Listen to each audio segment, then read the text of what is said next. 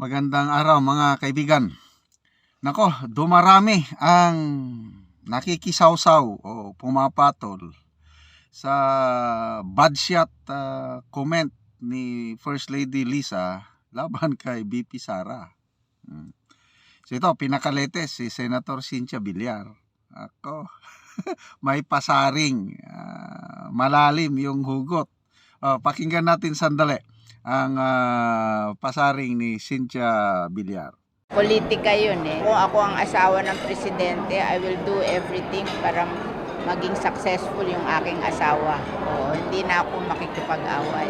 Huwag na mag-away, gumawa na lang ng mga project na makakatulong sa tao para mahalin ng mga tao lalo yung ating presidente. Para nga kay Senator Cynthia Villar, kung siya ang tatanungin, hindi na dapat magbangayan sina First Lady Liza Araneta Marcos at Vice President Sara Duterte. Kaugnay ito ng gusot sa pagitan ng unang ginang at vice-presidente matapos isiwalat ni First Lady Marcos sa isang panayam ang kanyang sama ng loob kay VP Sara dahil sa naging reaksyon nito sa pahayag ng kanyang ama na si dating Pangulong Rodrigo Duterte laban kay Pangulong Ferdinand Marcos Jr. Dagdag ng senadora, posibleng nagalit lang si dating Pangulong Duterte dahil sa mga ipinupukol sa kanyang anak, kaya anya ito nagiging defensive sa kanyang mga pahayag bilang isang ama.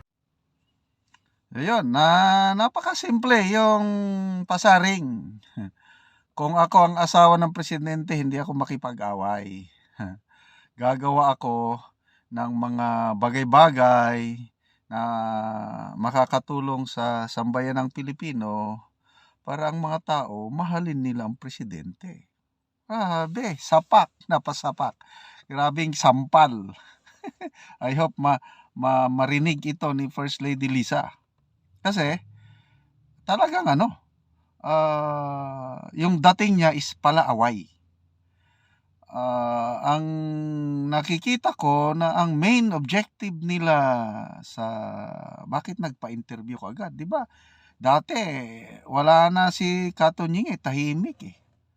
Biglang pumapil, biglang ang intention nila na nakikita ko is para bang ipalabas nila na ang First Lady mapagmahal,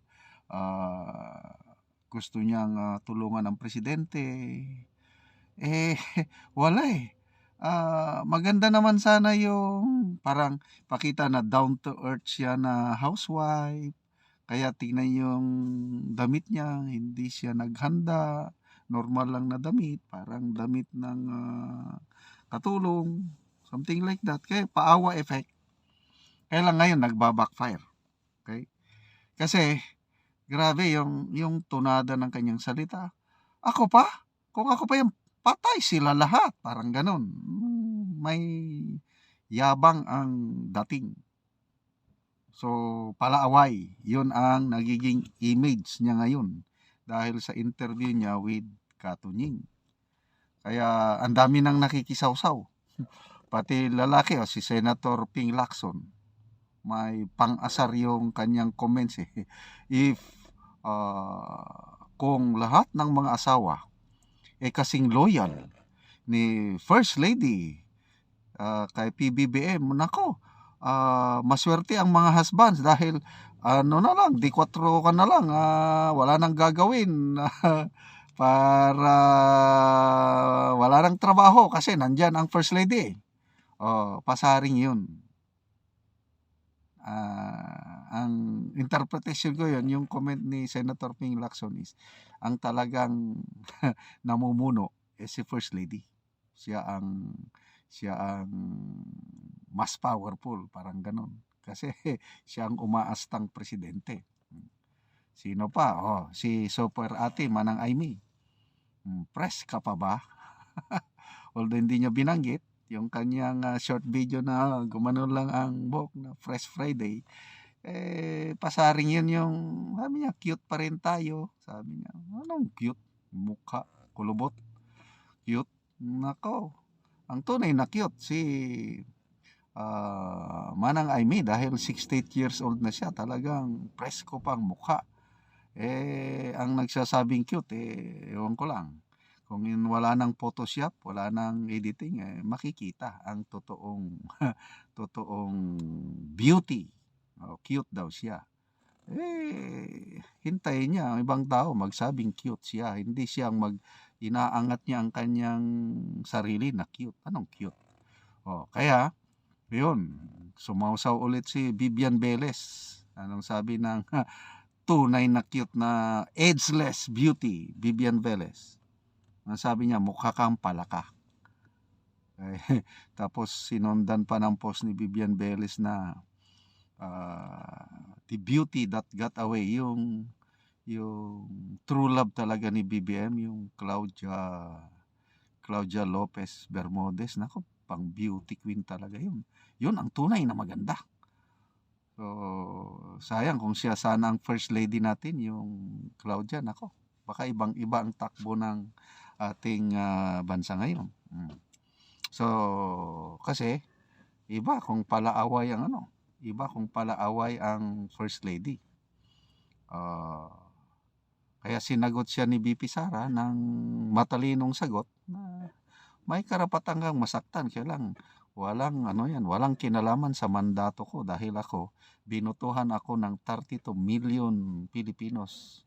Ikaw, meron ka bang boto? Parang ganon. Umaastang presidente. Humanitarian projects, yun ang advice, payo ni Senator Villar. Baka hindi ko lang alam wala akong nababalitang humanitarian projects na katulad ni forever First Lady Imelda Romualdez Marcos. Yung talagang sincero na pagtulong ba na hindi politika, hindi yung para mapaangat lang ang survey ratings ni Pangulo. Wala pa ako, magto 2 years na. Concert? Anong concert? Anong may tutulong sa mga nasa laylayan, yung concert? Yung fashion show? Wala akong nakita.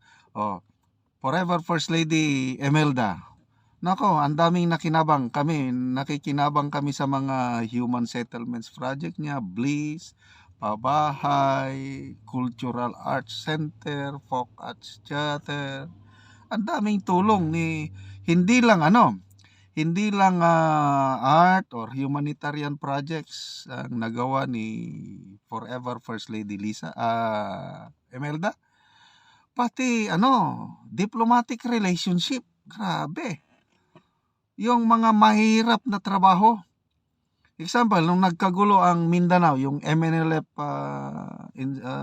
secessionist problem, 1970s. Paano napatigil yun? Paano kumalma yung awayan ng ating mga kapatid na Muslim? Imelda ang nagtrabaho noon. Pinadala ni President Marcos Sr. si First Lady Imelda sa Libya, si Colonel Muammar Gaddafi. Napakahirap na yun.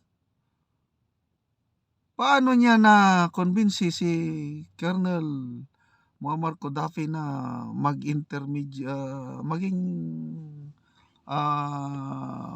tulay sa peace talks o peace negotiation?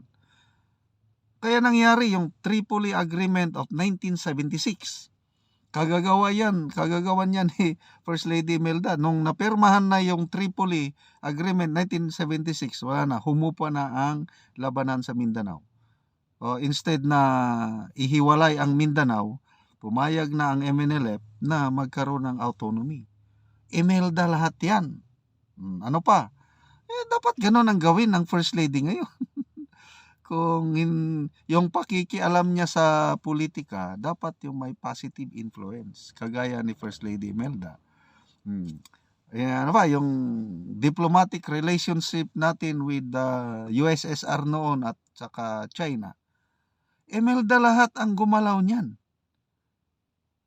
So ngayon, meron tayong in good terms tayo sa Russia, and naka-establish ng diplomatic relationship sa China dahil Imelda ang unang pinapunta. Ganon sana hindi yung pakikialam na patanggal ang mga cabinet member na hindi niya gusto. Ngayon, klarong-klaro na dahil sa audio recording na pinalabas ni Maharlika, yung usapang Tunying at First Lady Lisa. Nako, kagagawa ni First Lady yung pagpatanggal kay Executive Secretary Vic Rodriguez. Klaro na. And then ito na, dinagdagan ni Attorney Trixie Angeles na klaro si First Lady Lisa rin ang nagpatanggal kay Attorney Trixie at iba pa.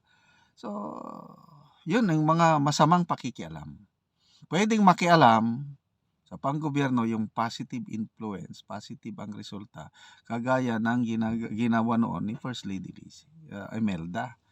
So, sana pakinggan ni First Lady Lisa ang payo ni Senator Villar na wag nang makipag-away at yung remaining 4 years sa office ng presidente, gagawa na lang ng mga iba't ibang proyekto na makakatulong sa mga nasa laylayan, and after that, wala nang magbatikos sa Pangulo, wala nang magbatikos sa unang ginang. Kasi, bakit ka babatikusin kung magandang ginagawa mo? Gusto ng unang ginang ngayon na mahalin ng tao ang Pangulo. Sabi nga niya, how can you love your country if you do not love the president? Gumawa muna kayo ng tama bago ang tao mahalin kayo. Ganun lang kasimple. Kung ano ang iyong itinanim, yan ang aanihin. Magtanim kayo ng maganda. At ang taong bayan, susuklian kayo ng maganda, papuri. Hindi ngayon na binabatikos kayo dahil lumalabas hindi maganda ang ginagawa.